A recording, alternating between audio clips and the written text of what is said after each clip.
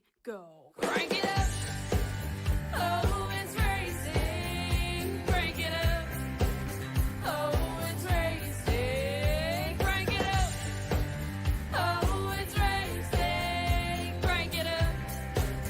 Oh, it's racing. In love with the ride. Burning rubber smells real nice. Fuel it up once or twice. Come on, fast is the way to drive. Crowds all on their feet, not one bothered by the heat. Imagine them in the driver's seat. Checkered flag would be sweet. Crank it up. Oh, it's racing. Crank it up. Oh, it's racing. Crank it up. Oh, it's racing. Crank it up.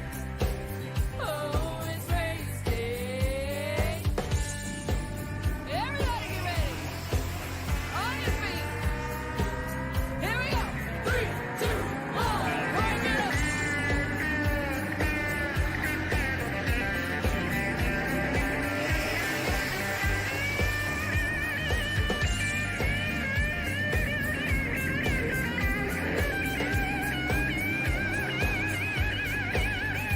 Crank it up. Oh, it's racing. Crank it up. Oh, it's racing. Crank it up. Oh, it's racing. Crank it up. Oh, it's racing. Crank it up. Oh, it's racing. Crank it up. Oh, it's racing. Crank it up. Oh, it's racing. Crank it up. Oh, it's racing. Crank it up.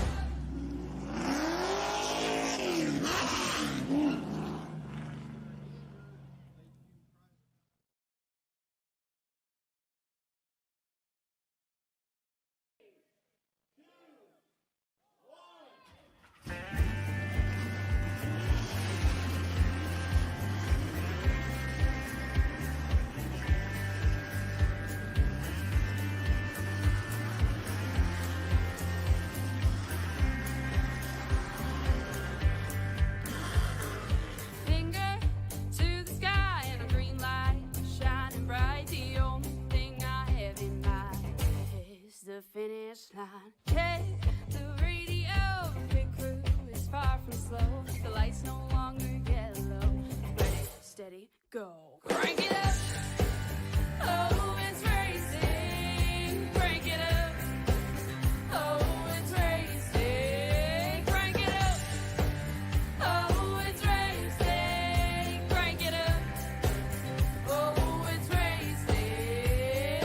In love with the ride. Burning rubber smells real nice. Fuel it up once or twice. Come on, fast is the way to drive. Crowds all on their feet, not one bothered by the heat. Imagine them in the driver's seat. Checkered flag would be sweet. Crank it up. Oh, it's racing. Crank it up. Oh, it's racing. Crank it up. Oh, it's racing. Crank it up. Oh, it's racing. Everybody get ready. On your feet. Bet you thought this was over and done with. Hi, everyone. I am the Crusader, Christian Schreiber, joining you live here in Wilkes County, North Carolina. North Wilkesboro Speedway is back, and today with some designs up back from the late 1990s and the 1996 day and age. It's time to bear witness the 1996 Throwback 125 for Joe Six-Pack Racing League and the Next Gen Cup Series right here on the show. Let's get down to business as always. We have been here at North Wilkesboro Speedway quite a few times in quite many places, many areas. But I think this one might be our most stacked lineup we've had in quite a bit. So let's take a look at them here on the starting gun here. We're going to see going on the pole. That will be Mr. Mike Gillenbeck in the 76 is outside. That'll be Robert Twisky in the 28. Rubber 2, Gene Cato pilots up, and his number 9 is outside. That'll be the number 4, John Humphrey. Gillenbeck, by the way, in the 70, not the 76, excuse me. Row 3 sees Dave Hardney there as he'll pilot up. The 6 is outside. That'll be Al Reed in the number 3. Row number 4 is Kevin Gironi in the 8. It's outside Brad Yonkman in the 93. Row number 5 is going to be Craig Drace, and the number 64 is outside John Lamog on the 71. Row number 6, Jeff Barefoot in the 99 is outside Marty Brown, piloting up in the number 41. Row number 7, that's going to be piloted down with Wayne doing the 11 is outside Rob Lowell in the 21. And final starter, David Lamog, the defending champion in the 34. The outside being Gary Wright, piloting the number 90.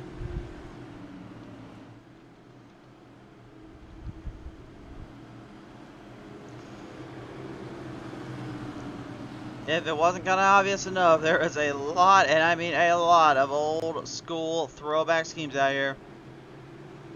Some more telling than others, but it's still an absolute sight to behold for us here on Pizza Race TV. And the show, as I say, will continue on, but North Wilkesboro, we have never forgot you. The last race here was in 1996, so let's take it back a time or two and send this one down the run. Let's go racing back in North Wilkesboro.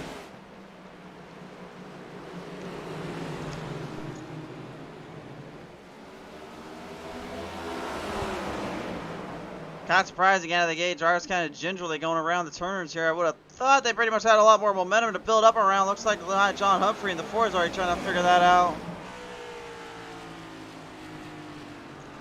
Yeah, you can see how smooth and low center of gravity they come off those corners. Almost kind of like what you would have thought with the 550 horsepower package. Again, these 670s are now in the cars though, so that definitely changes things up just a slight bit here. It makes things a lot more difficult. But as you can still see, it doesn't make the cars any more easier to run here. Look at them firing them off down off turn number 1. And you got a 3-car battle here for the race lead as it now turns to 2 with David Hartney kind of falling back between Mike Killenbeck and Gene Cato's run.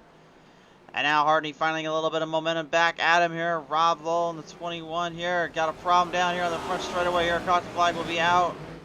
As the number 3 of Al Reed will have to come to a dead stop here. Lowell came to a dead rest here. Unfortunately, could not get the car refired on that front stretch.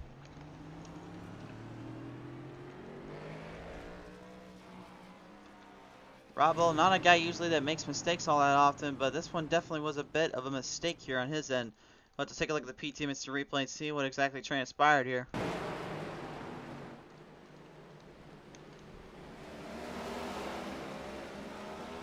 Presented in part by the Joe Sixpack Podcast. Here's a look at the replay here coming down off of turn number 4. And looked like a little bit of a hiccup there, kind of concluding in on his end. Al Reed then would kind of find himself as they were coming off the corner, kind of on the receiving end, didn't realize where the battle was, and clips the number 6 of Hardy there and ended up getting himself in more trouble than I think he was hoping for. That will set the drivers back up in position, set them back up on around the track here. As the field will have to regroup, recenter, re-rack, restack, and all that.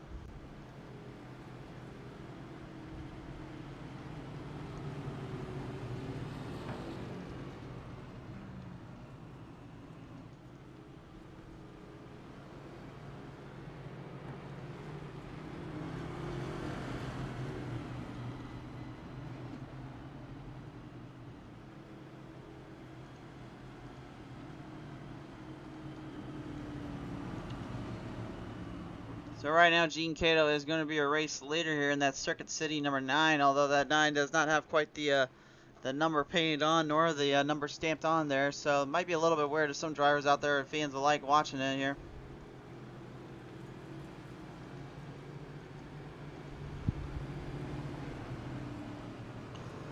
The 1996 Throwback 125. I really like the name of this one because really it just tells you everything right up front. There's nothing special about it. It's just old school.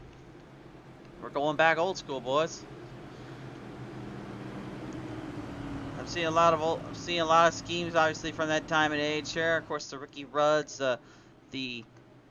obviously the Mark Martins there, and that Valvoline. See the 3 of Budweiser. I'm presuming that is something to do with well, really any driver. Mainly, I associate Budweiser and Budweiser with Dale Earnhardt Jr., but he was not racing down at that end, so.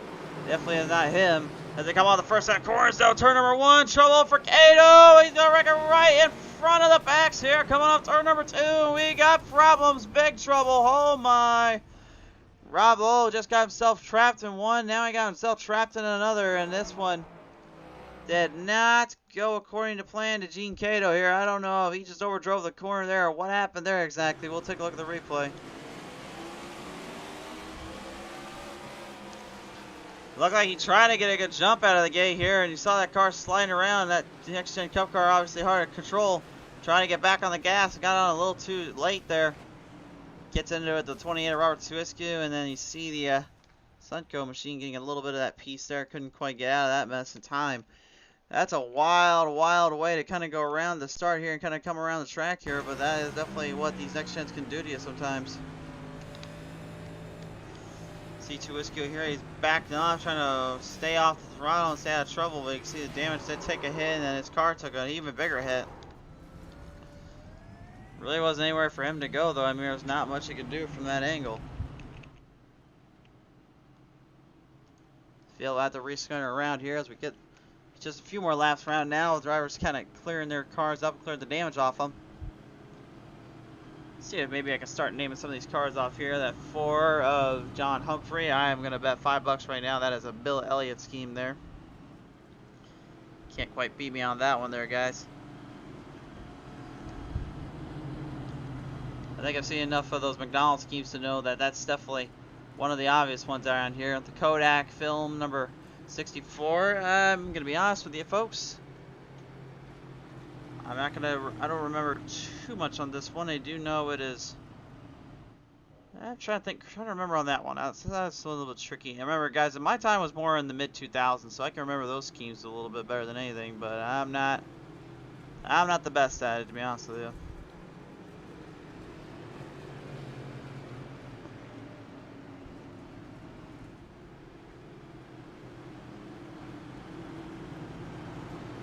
People are going to work their way on around here, and if you watch out for that 34, by the way, that is actually the Dale Jarrett scheme there on David Lomaga. Lomaga giving a little bit of love to what usually is the 88, but that's a Dale Jarrett styles car there. It's an awesome looking ride, awesome looking beast to say the least.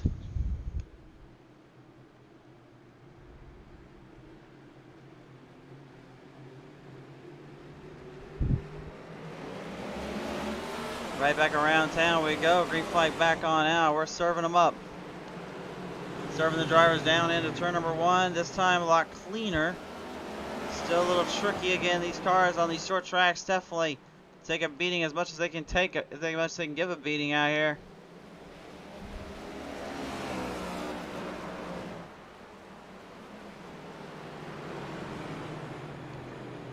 Guy charging away right now. The 70 of Mike Gillenbeck here trying to get a run here on David Hardney. Hardney already, though, seems to be forming kind of his own line, his own little way here. As problems down there for Greg Drace here coming in 3 and 4. For Kodak Film takes a huge hit.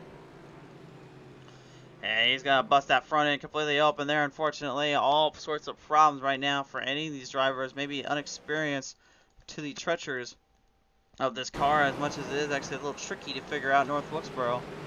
It is a short track after all, and it can take as much as it can give.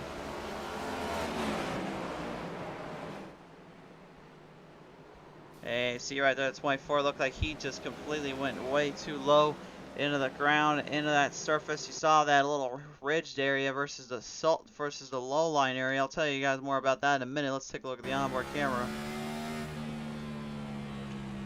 You can see it's kind of a little bit of a downward slope in turn number 1 and 2, with that open end corner being pretty much just grass and plains. But here in turn number 3 and 4, kind of going up from that downhill, you can see that little spot right there, a little curbing area. That's where everyone else tries to avoid, tries to escape from. It can tear your car up, and it can get you pretty quickly. And that time it got Greg Drace rather easily and more effectively than I think most things usually do.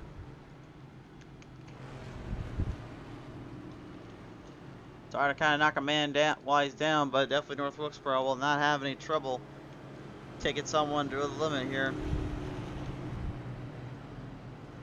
Points leaders going into this race here with about 16 extra bonus points and points in general right now. David Lomaga, he's only got one win though against Brad Yonkman with 322, and then Albert Reed with 314.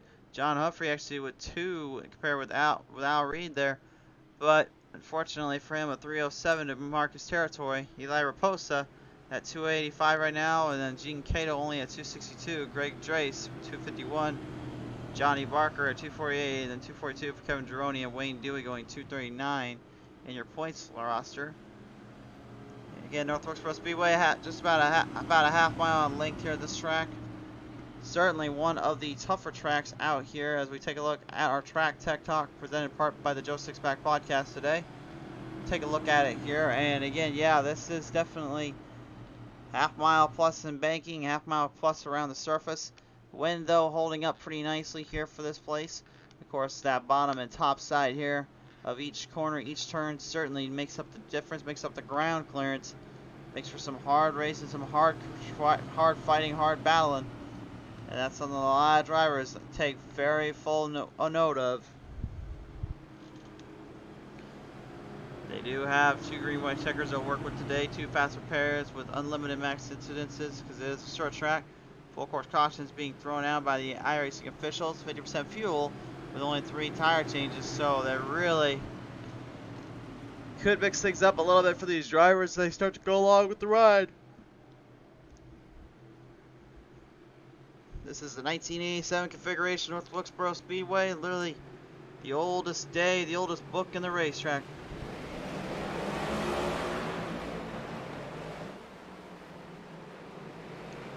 Green flag back on out here now. We're going to line them on down across the field, down across the plains here, and we're still double filed up a little bit back stretch-wise.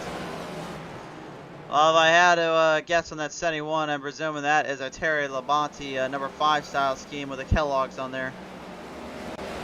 And if I got that one wrong, I know a friend of mine would probably be having my head right now for that, because I know she absolutely loves the 5 car. Gary Wright right now in the number 90 here, trying to build up some speed up at that 93 of Brad Yonkman. Yonkman trying to hold the line down though in the GT with the Gary Wright's meet GT right now moving chains on in. It's kind of hard to really call us a true throwback when really we're already throwing it back just on the track we're racing on with a car that really never was even meant to go.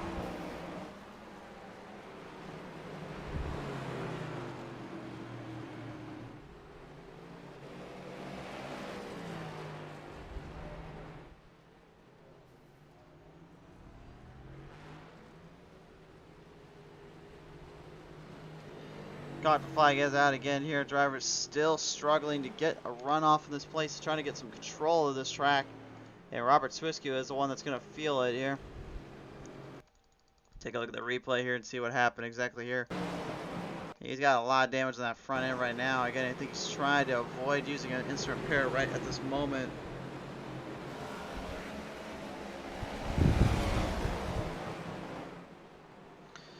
See, it just tripped up a little too high, got a little too squirrely. Car kind of came down and then up top and then out of place and out of sight. Didn't go out alone though, ended up catching Wayne Dewey there in the number 11, unfortunately. And Wayne, I guarantee you, was probably not too thrilled that that ended up happening at him right there.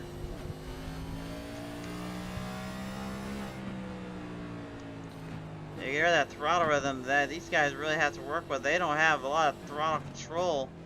They'll become sent down and around town, but again, they're trying to build speed up in everywhere they can. That certainly is not going to help their cause any though when you start getting hit up like that. All right, fans, when we come back, we just literally got started out here on the track. We still got plenty more action to see. Stay tuned with us here on PTM Race TV. Tonight's race, ladies and gentlemen, brought to you in part by our good friends over at the Joe Sixpack Podcast for all your weekly iRacing news outlets as well as the league news and everything. Be sure to check them out at the Joe Sixpack Podcast. Again, a big thank you to the Joe Sixpack Podcast. They are the faces behind these races. And by the indoor garden, rooting, cutting, rare, and unusual tropicals, these plants are certainly one of a kind.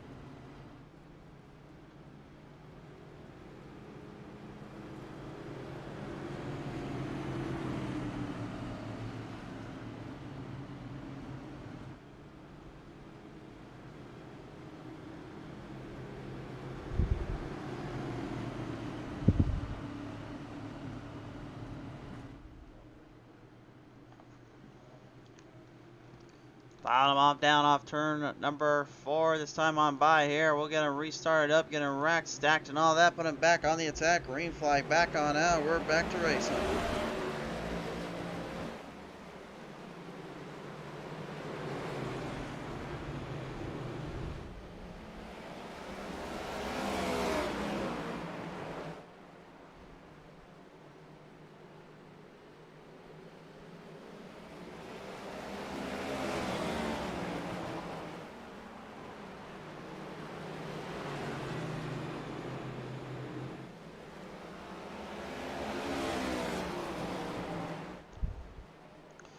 Coming off the ends here, out of the gate here, Hardney with the early advantage here. Al Reed, John Humphrey kind of moving their way back into position here. Mike Killenbeck still in the second place spot.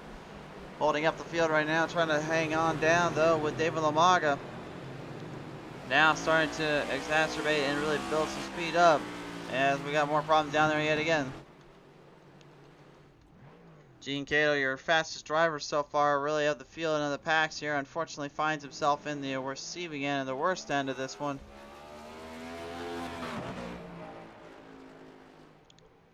And just like that, things start to close back up and get kind of squared away. Take a look at the replay here.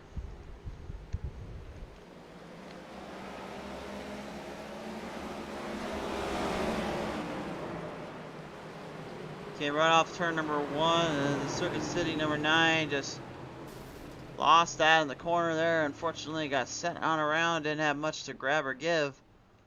That definitely slowed him down quite a bit there. That'll hurt him a little bit more than I think he realizes. Tough call and tough break there for him.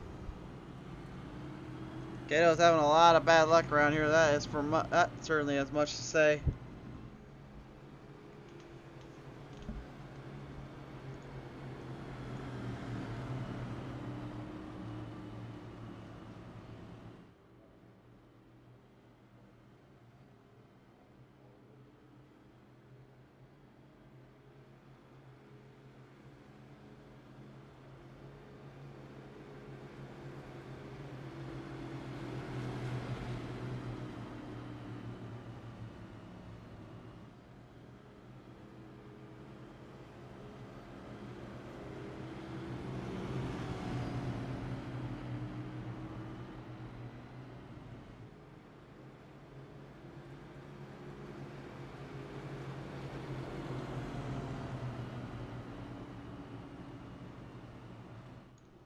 So just heads up as well, you may be seeing that lap timer going clipping around, kind of fixing from one end and then going down another lap or so. Keep in mind that we are not doing anything on the ticker end. Actually, what it's going on is that the full course cautions will distribute the laps, actually slow these drivers down a bit, and actually have to force them to start running off of the actual race itself. So with the cautions laps not counting, that makes drivers really have to be careful about how they use this 125 lap ordeal.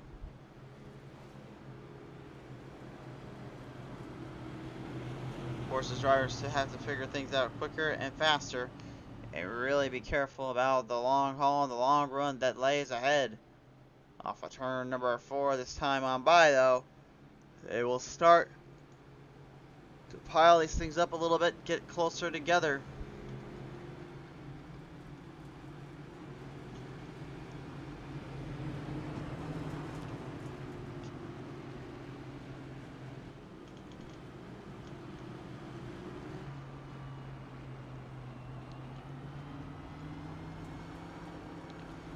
Field moving their way around the track. You see that DuPont 28 scheme there. The Robert Twisky as well as the 71 of the John Lamaga and this Terry Labonte number Styles car. And if I couldn't make it obvious enough with that DuPont, it's obviously Jeff Gordon's scheme there. Coming off turn number 4 this time on by though, we're going to back round it out, ready for the field. Green flag back on out.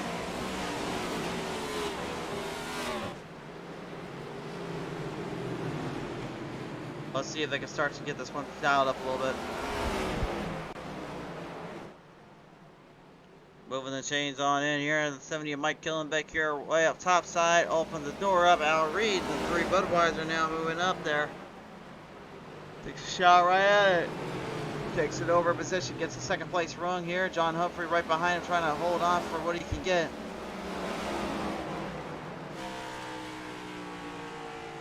Kellogg's number 5 style car here. The Sunny One's John Lamaga right now looking to hold on to that run with Kodiak right in front of him. Heavy challengers, heavy racers in this field, in this pack here. There's not a single ounce of weak links in this race. For a good reason, too. The Joe Sixpack Racing League, you just see everything going.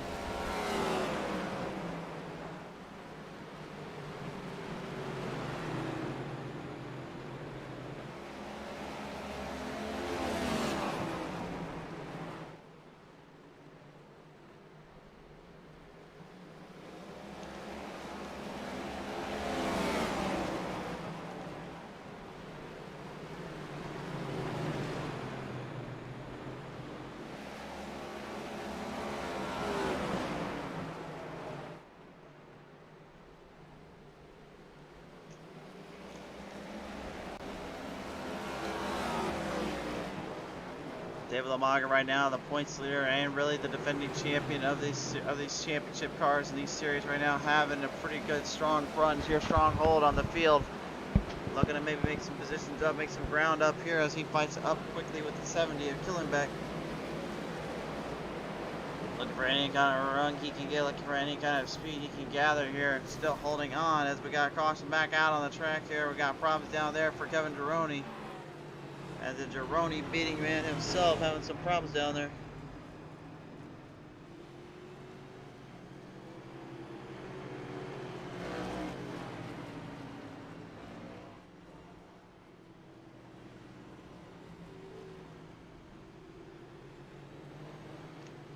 And it sounds like we're actually getting word right now that they're not supposed to be actually not calling.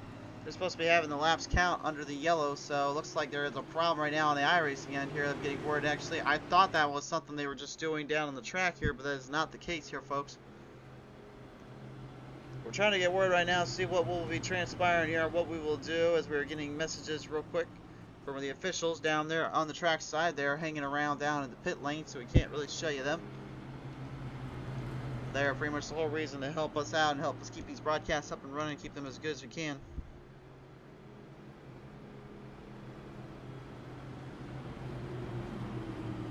It sounds like they may be calling the race here because this can be a little bit of a problem here.